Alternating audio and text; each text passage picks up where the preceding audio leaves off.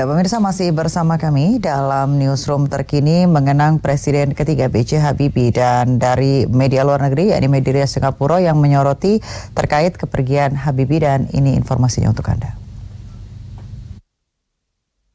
The Straits Times menulis headline, former Indonesian President Habibie who described Singapore as a little red dot dies age 83. Dalam pemberitaannya, media Singapura ini menyebut pemerintahan singkat Habibie diwarnai sejumlah kebijakan tidak populer, namun transformatif. The Straits Times pun menyinggung sindiran B.J. Habibie yang populer dan melegenda terhadap Singapura pada tahun 1998 yang menyebut negeri itu sebagai the little red dot atau titik merah kecil. The Washington Post menurunkan pemberitaan B.J. Habibie reformis Indonesian President dies at 83. Media ini menuliskan sejumlah perjalanan pemerintahan Habibie yang sangat singkat dalam sejarah modern Indonesia, termasuk referendum di Timor Timur. Media ini pun memuji langkah penting Habibie dalam transformasi politik di Indonesia setelah pemerintahan Soeharto selama 32 tahun. Berita serupa diangkat South China Morning Post. Media ini menyebut Habibie sebagai ilmuwan brilian yang meletakkan dasar-dasar penting bagi Indonesia sebagai negara demokratis. Media ini menyebut juga Habibie sebagai presiden transformatif meski terdapat sejumlah kebijakannya tidak populer saat itu. Sementara Reuters menurunkan berita, Indonesia's Habibie, President during transition to democracy dies. Media internasional ini menyebut Habibie berperan penting dalam transisi politik di Indonesia menuju negara demokrasi. Habibie pun disebut figur penting di balik industri pesawat terbang di Indonesia.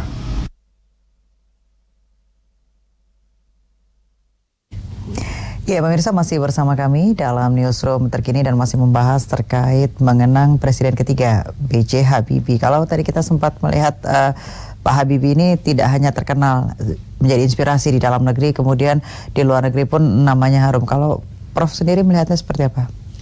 Iya, beliau ini memang mungkin salah satu terpanjang ya. Seorang tokoh dari umur sekitar berapa ya waktu itu, relatif muda kan, dipanggil Pak Harto masuk ke Nurtanio, kemudian akhirnya jadi Dirut, kemudian jadi Menristek, berkelanjutan begitu sampai akhir masa Pak Harto lengser kan, dan akhirnya beliau jadi Wapres. Dan karena Wapres itulah kemudian beliau menerima sebagai presiden. Nah jadi kemudian yang sangat tidak disangka barangkali oleh semua pihak, dunia maupun nasional, beliau kan sangat dekat dengan Pak Harto, sangat paham tentang Pak Harto, sangat mendukung Pak Harto. Tapi ketika beliau diserahi kekuasaan, sangat mengerti rakyat. Apa aspirasi yang harus ditransformasi, seperti tadi media-media dunia mengatakan bahwa ini adalah yang dibutuhkan rakyat adalah demokrasi, kebebasan, begitu. Dan Pak Habibie secara elegan membuat kebijakan-kebijakan itu, dan rakyat menyambutnya, sehingga Indonesia ditasbihkan sebagai negara demokrasi ketiga terbesar di dunia setelah India, Amerika, lalu Indonesia in term demografi ya, karena mengurusi 200-an juta dengan sebuah tingkat heterogeneity yang luar biasa di dunia terheterogen. Kemudian dengan jalan demokrasi itu adalah sesuatu yang sangat sulit, sehingga banyak pengamat barat mengatakan ini adalah sebuah keajaiban, sehingga Indonesia tidak seperti Yugoslavia. Kita tetap utuh, karena kalau soal tim itu ada debatable ya, tetap utuh sampai hari ini dengan demokrasi yang sudah berumur hampir 20 tahun, 12 selesai ya. Ini kita utuh, dan Pak Habibie adalah peletak dasar dari kebebasan dan demokrasi itu. Jadi memang dunia akhirnya juga mengakui ada langkah tidak populer dengan teknologi yang dari mulai teorinya itu kan dimulai dari yang paling sulit, sehingga yang mudah bisa diselesaikan kan begitu. Katanya terlalu banyak subsidi dan very subsidized gitu. Tapi kemudian kan sekarang mengakui bahwa kita butuh penguasaan teknologi itu sendiri ya. Saya kira dunia mengakui itu. Baik, Pak Irfan, kalau dari Pak Irfan sendiri bahwa seorang Pak Habibie ini selain juga menjadi inspirasi di dalam negeri atau di Indonesia, di luar pun mendapat banyak pujian dan juga sorotan begitu dari media-media asing, seperti apa melihatnya? Ya karena langkah-langkahnya kan memang tidak biasa, sehingga buat liputan pemberitaan itu menjadi sangat, orang bilang sangat seksi lah untuk dikupas ya langkah-langkahnya, karena memang istimewa. Nah, ya memang satu yang mendukung media asing begitu menyorot diantaranya karena sepak terjang politiknya. Tapi selain itu juga karya-karya ilmiahnya di luar negeri diakui sangat kuat. Ini pernah diceritakan langsung ketika awal melonsing The Habibie Center. Beliau cerita, jadi The Habibie Center ini kan kegiatan beasiswa pendidikannya begitu besar, dan tidak terlihat di situ ada sponsor korporasi atau lembaga pemerintahan di situ. Kemudian beliau menjelaskan dari mana itu bisa mendapatkan dana beasiswa itu. Nah, rupanya gaji beliau dari mulai bekerja di Pertamina sampai selesai menjadi wakil presiden itu tidak pernah diambil untuk individu. Itu diceritakan, dikumpulkan semuanya, kemudian dikelola itu menjadi dana abadi. Nah, imbal jasa dari dana abadi itulah yang kemudian dimanfaatkan untuk memberikan beasiswa-beasiswa melalui di Habibie Center diantaranya, selain beberapa aktivitas sosial lain yang di luar di Habibie Center. Baik, dan pemirsa, kami mencoba menghubungi rekan kami yang berada di Lydia Simangunsong yang masih berada di rumah duka untuk menyampaikan berita terkini tentang apa yang terjadi di rumah duka pada saat ini. Silakan Lydia dengan laporan Anda. Tiara, kembali kami mengabarkan dari rumah duka di kediaman almarhum B.J. Habibie di Jalan Patra Kuningan, Jakarta Selatan. Ini beberapa saat lagi akan dilakukan prosesi penyerahan jenazah dari pihak keluarga kepada pemerintah. Dan seperti yang Anda saksikan di layar kaca Anda, saat ini tengah dilakukan prosesi persiapan sebelum nanti akhirnya upacara proses penyerahan jenazah dilakukan dari pihak keluarga kepada pemerintah.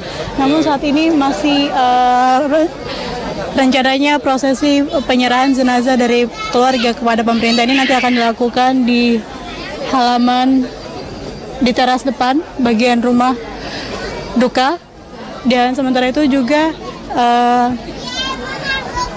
jenazah almarhum sampai saat ini masih berada di dalam rumah duka. Saat ini masih bisa dilihat di layar kaca Anda seluruh baik pelayat maupun juga keluarga ini tengah bersiap-siap di teras rumah, karena nanti prosesi penyerahan, upacara penyerahan jenazahnya akan dilakukan pada bagian depan teras rumah. Dan nanti kemudian setelah prosesi penyerahan jenazah kemudian nanti akan dilanjutkan, ada iring-iringan kereta jenazah yang akan dibawa ke Taman Makam Pahlawan Kalibata, tempat di mana B.J. Habibie akan disemayamkan. Dan sampai saat ini juga kami masih menantikan prosesi penyerahan jenazah dilakukan. Ya, rencananya nanti prosesi penyerahan jenazahnya akan dipimpin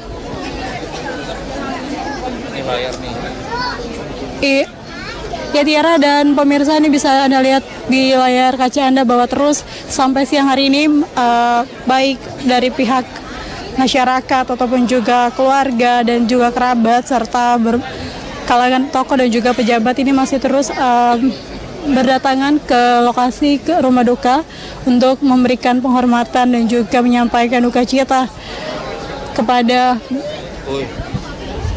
keluarga yang ditinggalkan. Dan tadi juga sebelumnya Menteri Perhubungan Budi Karya Sumadi sebelumnya beberapa saat lalu juga mendatangi rumah duka. Beliau menyampaikan duka cita yang mendalam atas kepergian Bapak Teknologi Indonesia. Beliau juga tadi dalam sampaiannya Budi Karya Sumadi menyampaikan bahwa beliau adalah figur yang luar biasa, patut menjadi contoh bagi kita semua. Dan juga Budi Karya Sumadi mengucapkan terima kasih karena B.J. Habibie memiliki peran besar bagi Indonesia, terutama di bidang teknologi dan juga demokrasi. Sementara itu demikian Tiara informasi yang dapat kami sampaikan saat ini dari rumah duka di Jalan Patra Kuningan. Nanti kami akan mengabarkan terkait dengan prosesi upacara penyerahan jenazah dari pihak keluarga kepada pemerintah. Kita kembali ke Anda Tiara di studio. Ya, terima kasih rekan Lydia Simangunsorn yang melaporkan langsung dari kediaman B.J. Habibie di Patra Kuningan. Selamat bertugas kembali. Dan pemirsa, dengan ini kami segenap karyawan JAK TV mengucapkan turut berduka cita atas meninggalnya Presiden ketiga B.J. Habibie. Terima kasih atas kebersamaan. Terima kasih Prof sudah waktunya bergabung bersama kami. Terima kasih Pak Irfan sudah waktunya bisa bergabung bersama kami. Dan pemirsa, kami masih akan kembali sesaat lagi.